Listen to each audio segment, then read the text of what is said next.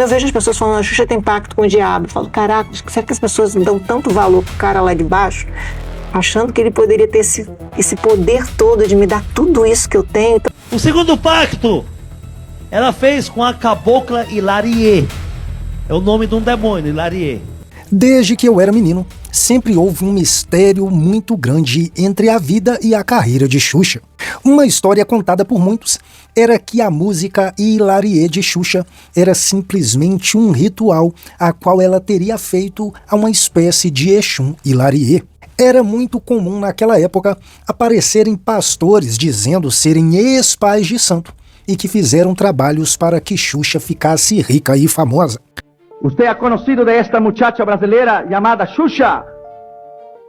Xuxa, ella sirve al diablo, ella sirve al demonio, ella es hechicera, ella es espiritista, ella fue iniciada en el satanismo en Brasil. El nombre de ella no es Xuxa, el nombre de ella no es este.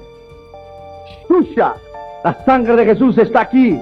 Es el nombre de los dos demonios más grandes en Brasil, Oxu y Orixá. Ella puso Xuxa. Ella vendió su alma al demonio. Esta mujer hizo películas de pornografía. Ella era novia de Pelé. Mas agora apareceu quem realmente pode falar a verdade. O compositor da Xuxa, aquele que compôs Hilarie, veio através de um podcast e contou tudo sobre a trajetória dele e da Xuxa e tudo o que passou na época que compunha música para a suposta rainha dos baixinhos. Ele abriu o jogo, não teve medo de falar a verdade e tudo isso você vai ver agora. A gente já vai dar continuidade nesse vídeo, mas antes, se você não é inscrito no canal, você vai se inscrever, vai dar um toque no botão curtir, vai hypar esse vídeo e vem comigo. Eu não suportava a igreja evangélica. Eu tinha ódio de crente. Por quê? Porque tinha aquela história que a música da Xuxa, Hilarie, Cid Guerreiro fez um pacto que Hilarie era herês, diabinhos pequenos, que voltava o disco, o diabo falava. E os crentes dizem que eu tenho um capeta, que eu fiz um pacto. Pra mim, esse povo é tudo mentiroso.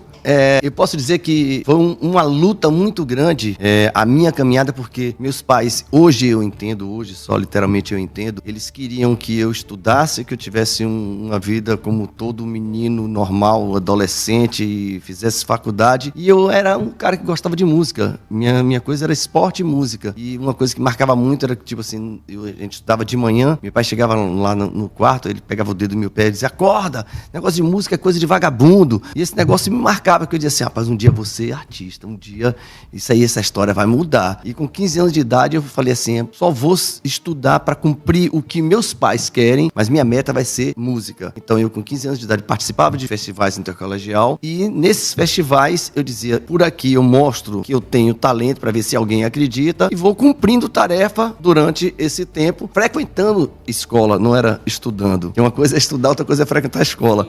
Então passava de ano, era só passando de ano. Entrei na faculdade, quando entrei na faculdade, eu também frequentei a faculdade durante 1 ano e meio para cumprir aquela meta de dizer assim, entreguei para vocês aqui o diploma, ingressar na faculdade. Mas aí eu disse, não tem mais tempo, eu acho que eu vou seguir o meu sonho. Cheguei para meu pai e minha mãe e falei para eles, eu vou ser artista de hoje em diante, eu não quero mais nada daqui de casa, a herança daqui de casa, um dia que vocês morrerem vai ficar para meu irmão, para minha irmã, já fica definido aqui agora, eu vou correr atrás dos meus sonhos, tudo que vier, sou eu, a responsabilidade vai ser toda pra cima de mim. Vocês não têm responsabilidade sobre as coisas que eu vou decidir na minha vida. É uma decisão. Aí eu saí em busca do meu sonho. Saí da Bahia, fui pro Rio de Janeiro, acabei lá na Globo, tentando falar com o Dr. Roberto Marinho. Claro que não tinha nenhuma reunião marcada, mas eu queria invadir a Globo. Coisas de rebelde, daquele cara que queria de qualquer jeito o sucesso. Nessa reunião que não estava marcada, eu fui colocado pra fora da Globo, desci na Lopes Quintas, sabe, tinha um cara chamado Chacrinha, que eu disse, é por esse caminho que eu vou. E fui lá no escritório do Chacrinha, tentei entrar lá e falei,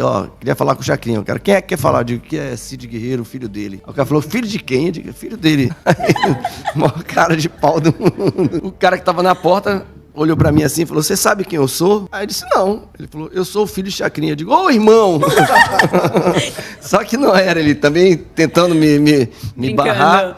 Mas ele viu que, tipo assim, que eu tava determinado a Conseguiu conhecer. o que queria. Aí ele falou, rapaz, eu acho que Chacrinha vai gostar de você. Aí eu falei, rapaz, ó, guerreiro com guerreiro faz zigue-zigue-zá. Então, ele é o velho guerreiro, eu sou o novo guerreiro, dá certo. Me colocaram lá dentro e eu entrei e Chacrinha era muito bem-humorado, um cara assim, fenomenal. Eu entrei, ele perguntou, o que é que você faz? Eu digo, eu canto, danço, pulo, pinto, bordo, faço o que você quiser. Você canta o quê? Eu disse, eu canto assim, subi na cadeira, botei o pé na mesa, comecei a tocar e comecei a cantar a música que eu tinha acabado de gravar. Ele falou, você vai gravar meu programa ao vivo, sábado. Conhece a Xuxa? Aí eu digo, não, rapaz, eu conheço o Chacrinha, que é meu pai. Aí ele, não, vou levar você pra você gravar a Xuxa hoje. Aí ele ligou, mandou a Adriana levar minha fita cassete, que não sabe, existia fita cassete antigamente. Uma coisinha desse tamanho que tocava no... Pergunte seu pai.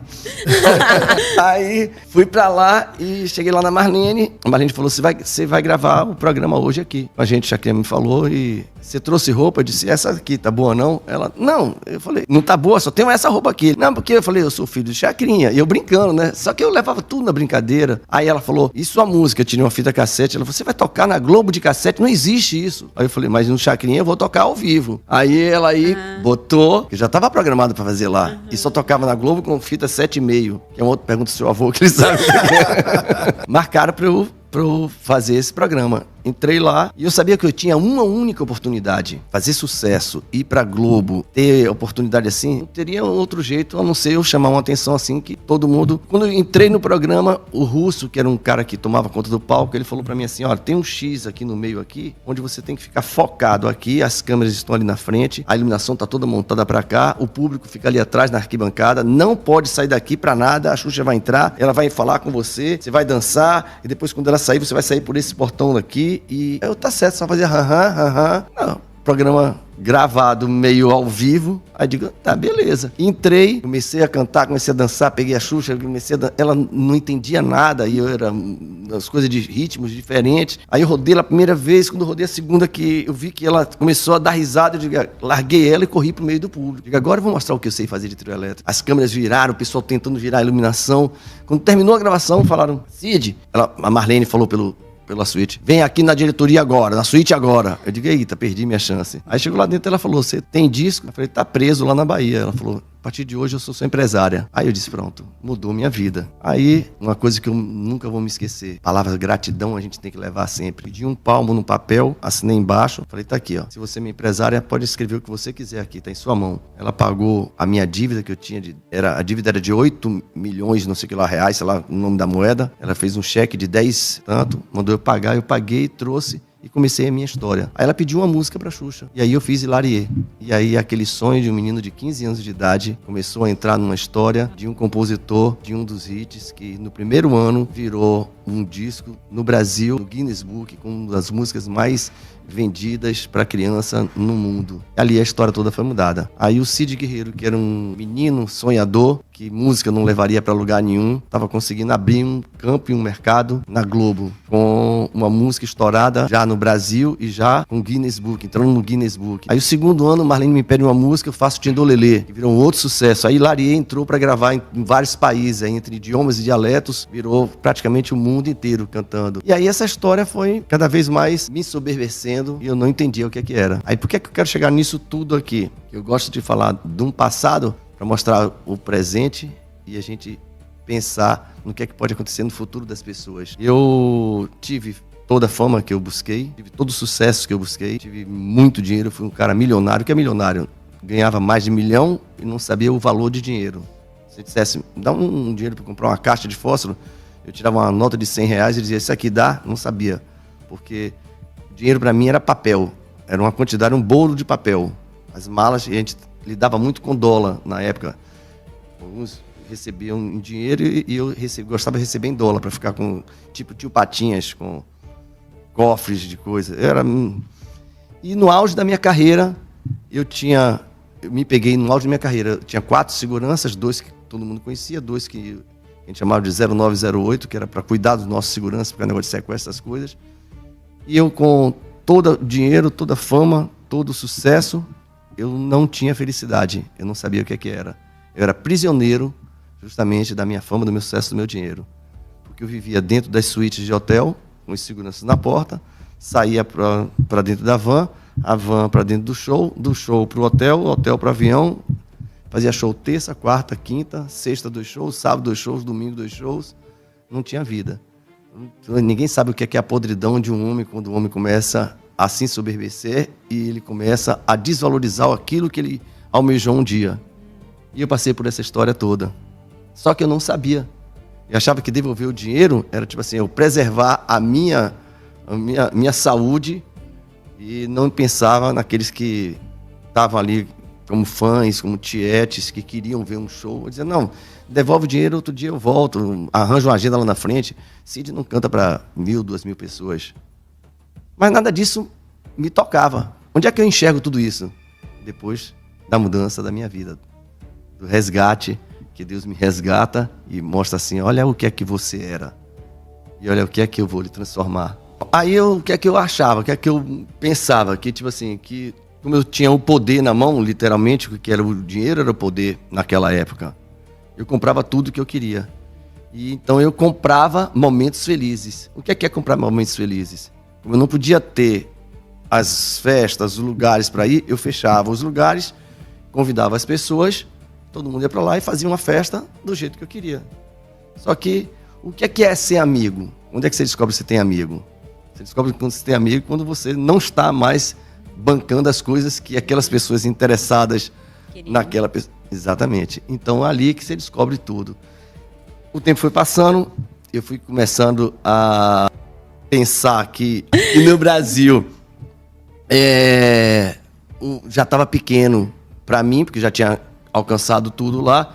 Eu já tinha um pedido muito grande para fazer uma carreira internacional solo minha, porque eu era conhecido na Argentina por causa do Hilarie e do Tindolelê, os 2 maiores times lá da Argentina, o Boca Juniors e o River Plate.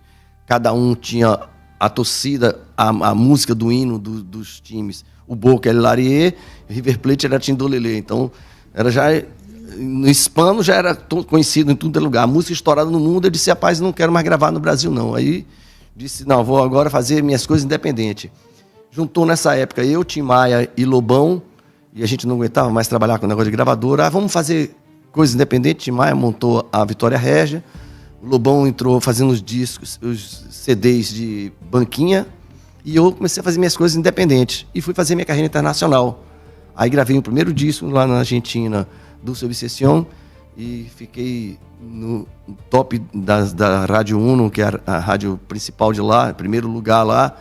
Então eu já crescia mais ainda, cada vez aquele ego, aquelas coisas crescendo, mas agora eu sou cantor internacional. Chegou no segundo ano, fiz o segundo disco com a música Teresa e também ganhei prêmios lá como um dos 5 maiores artistas da BMG do mundo, representando a América Latina, não como brasileiro. Então isso crescia mais. E cada vez que você enche mais, o inimigo só vai usando justamente isso para querer lhe aprisionar e você ficar, como eu digo, literalmente com as tapadeiras e não olhar para o lado. Né? E nessa caminhada aí, eu já desistindo de gravar no Brasil, com a carreira internacional, voltei para o Brasil e quando cheguei lá no Brasil, um amigo meu falou, Cid, tem tanto tempo que você não grava disco aqui, vamos fazer um disco só de coletânea, sucessos seus, não sei o quê. Eu digo, bora. Nesse negócio de fazer esse disco de coletânea, era uma reunião marcada com um cara de uma gravadora que ia investir, um cara que ia abrir uma gravadora nova e que ia investir nessa gravadora. E eu fui para lá para essa reunião, a recepcionista falou, olha, o não sei quem lá cancelou a reunião. Aí eu falei, cancelou? Não entendi. A reunião está marcada aqui para assinar contrato. Não, ele cancelou a reunião. Aí eu falei, cancelou ou foi transferida? Ele falou, cancelou a reunião.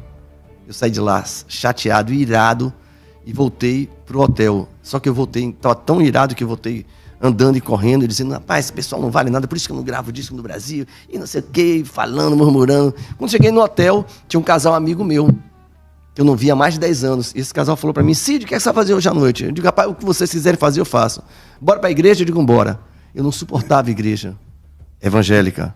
Por quê? Porque tinha aquela história que a música da Xuxa, Hilarie, Cid Guerreiro andava com capetinha no bolso, que Cid Guerreiro fez um pacto, que Hilarie era herês, diabinhos pequenos, que voltava o disco, o diabo falava. Então eu dizia, gente, eu busco Deus em todos os lugares, O único lugar que eu sei que só tem um Deus, que não tem um Deus acima desse Deus, é a igreja evangélica. E os crentes dizem que eu tenho um capeta, que eu fiz um pacto. Dizer, esse povo não vale nada. Para mim, esse povo é tudo mentiroso. Eu tinha ódio de crente. Deus me leva para onde? Uma igreja evangélica. Quem era o pastor? Um ex-cantor de trio elétrico. Que na hora que eu encontro com ele, o cara tava de cabelo cortado, todo bonitinho. Ele usava brinco, não estava de brinco. Uma Bíblia debaixo, paletó e gravata. Paz do Senhor. Aí eu disse, ei, Ivo, agora você é ladrão? Eu ainda falei assim para ele, você é ladrão agora? Aí ele falou, não, eu sou pastor. Eu falei, né, para mim tudo isso é igual. Aí eu me lembrei que o cara tinha cancelado a reunião. Olha como é que são as coisas. O diabo fez tudo para que eu nunca entrasse numa igreja evangélica. Ele cercava de todos os jeitos para que eu tivesse aversão ao evangelho. Aí eu falei para ele falou, eu sou pastor, não sei o que. Eu falei para ele, que negócio? Aí eu me lembrei que o cara tinha cancelado a reunião. Eu disse, isso é pegadinha da televisão. O cara vai fazer um contrato grande comigo. Sabe que eu não gosto de evangélicos. Tá mandando a televisão fazer a pegadinha. E para eu voltar ao Brasil com fama, eu cheguei para ele e falei, rapaz, até aqueles que não gritam, aqueles evangélicos, eu não gosto daqueles que gritam, aqueles outros, até é legal. Eu querendo ganhar uma expertise, querendo ganhar o coração dos evangélicos agora.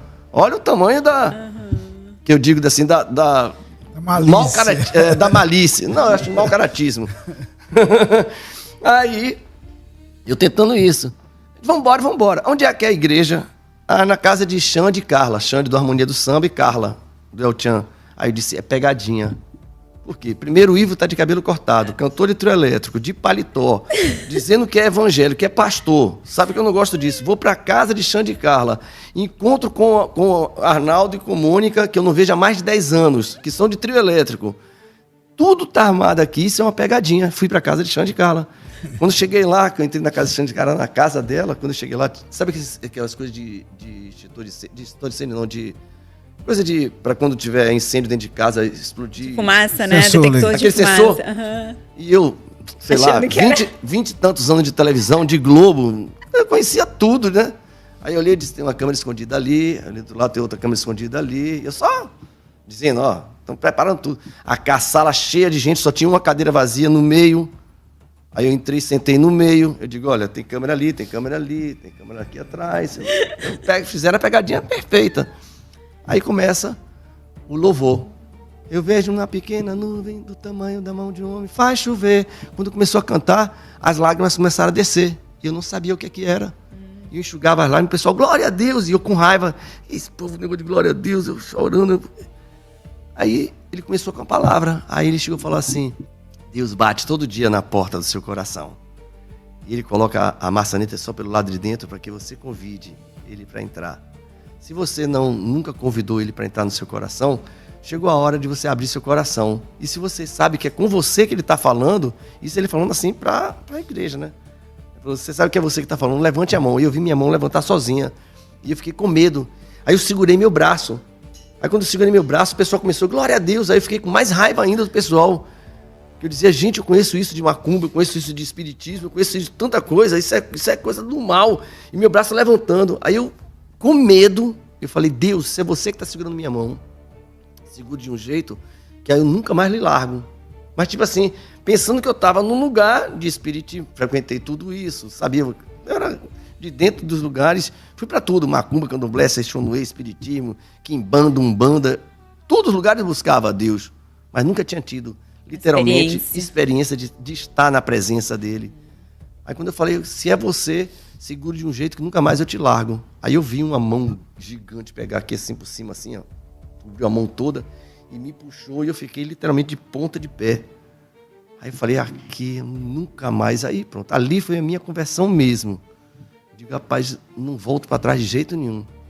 E aí saí lá, tipo, tô convertido. Não sei nem o que é, não sei. Eu estou convertido, agora sou homem de Deus. Voltei para Bahia, sou de São Paulo, voltei para Bahia, cheguei na minha casa, falei para minha esposa, sou homem de Deus, sou convertido. Você é doido, eu digo, sou homem de Deus. Eu agora só sirvo a Deus. Agora ficou doido, foi o que aconteceu lá, Eu digo, só sirvo a Deus. Meus filhos, não, papai tá doido. Meu pai dizia pra mim, ficou maluco agora. Aí eu ia pra igreja, terça, quinta e domingo.